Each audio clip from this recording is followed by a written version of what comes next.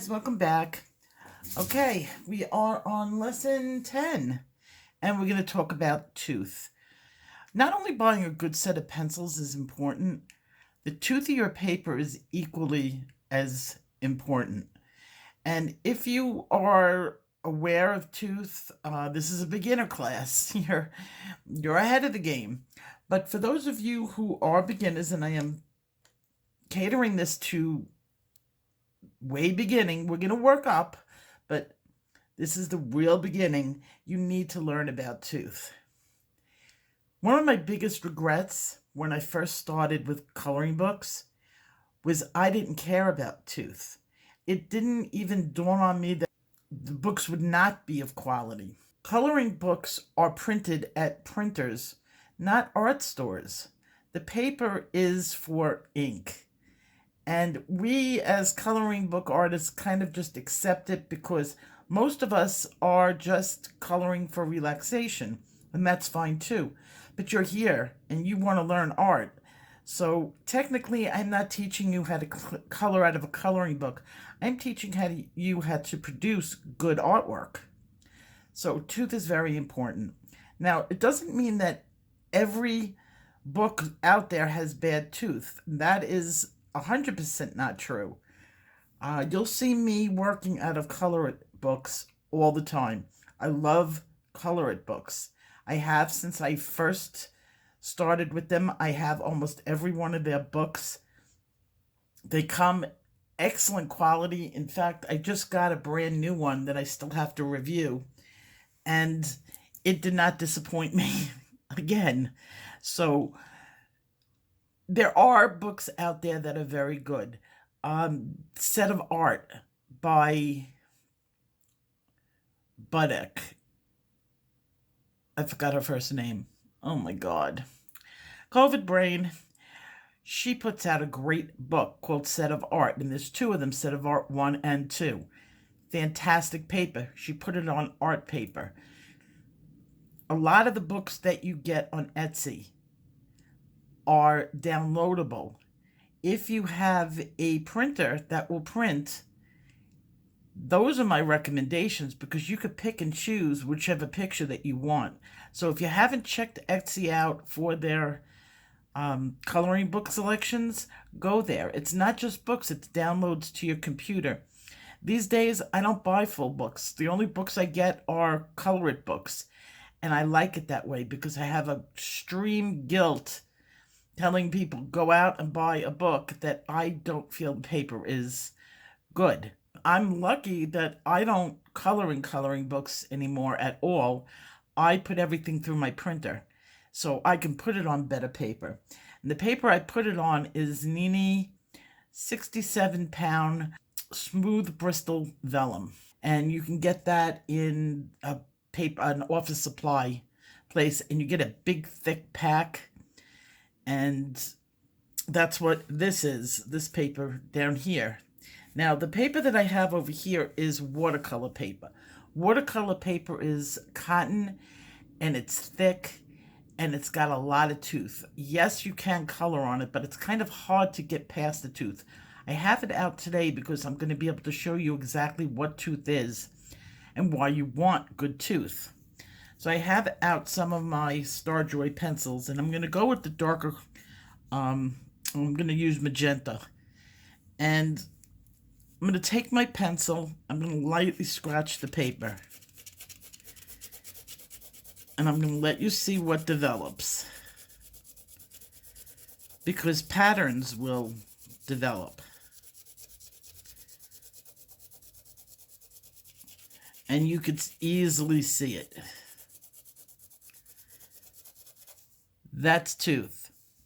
That's these little rigid bumps that form when the paper is being pressed.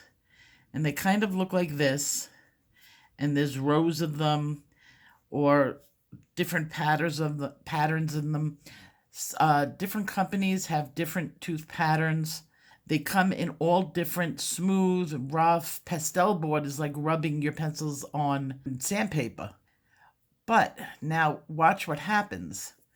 When you're using a tooth that's good, you're going to be scraping your pencil against it, okay?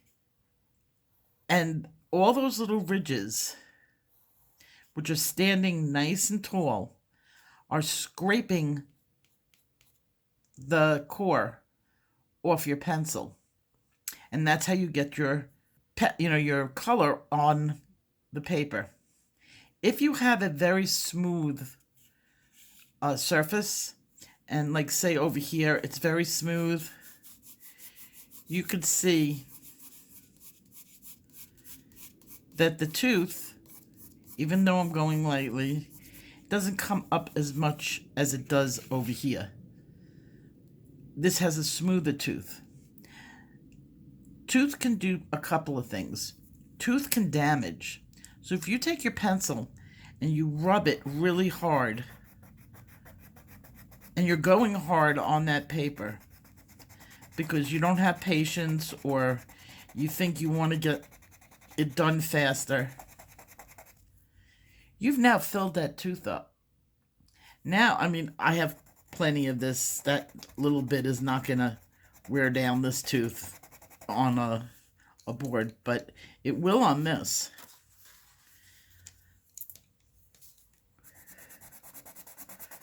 Watch what happens. I'm going heavy, heavy.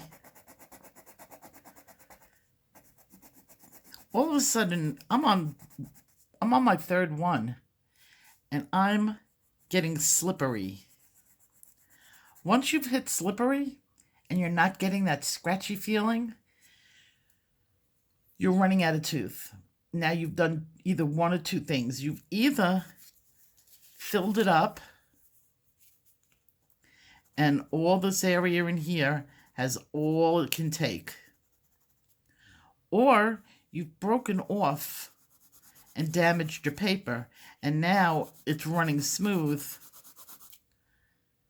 and you can't get any more pencil on it. Without being able to get more pencil on it, you're not going to be able to finish all your layers. Colored pencil needs to go on in layers. And even when it gets down to this, you still have to put those layers down. There are artists that will work 100 hours on a paper, on a single piece of paper this size. 100 hours. They had to have started with a good, solid piece of paper that had good tooth to begin with. They started and their paper looked like this. Okay, with all those white spots. Now, another thing can happen to tooth, and this happens to coloring book paper all the time and drives people crazy. You're coloring, and suddenly white dots start showing up, and they look like little pieces of white fuzz. And you take your pencil and go, oh, I missed a spot, and you go in and you do it again. And more white spots come up, and you do it again. And those white spots disappear, but new ones come back. What is happening to you? Well, you have put so much of friction on your paper. You're actually ripping your paper. And those little white little dots that come up are frays in the paper. So what you're doing is you're pushing it down and you're ripping it. And by ripping it, you're getting that tiny little dot of white. And then you cover that up. And by covering it up, you're getting more dots of white. So be gentle with your tooth. If you're buying books, the first thing you ask is what its tooth is like. I will tell you, a lot of books bought off of Amazon that were produced by Amazon, the tooth is horrible. I mean, almost all of them. Really cheaply made books. Spend a little bit more money for a book that has a good reputation for having good tooth, and you will spend less in the future because you're not going to want to work 10 hours on a picture just to have the tooth fall apart and not be able to finish all the details that you could have had you started on with a good paper. So I hope that explains tooth to you, and I will see you guys for the next lesson. Take care. Bye-bye.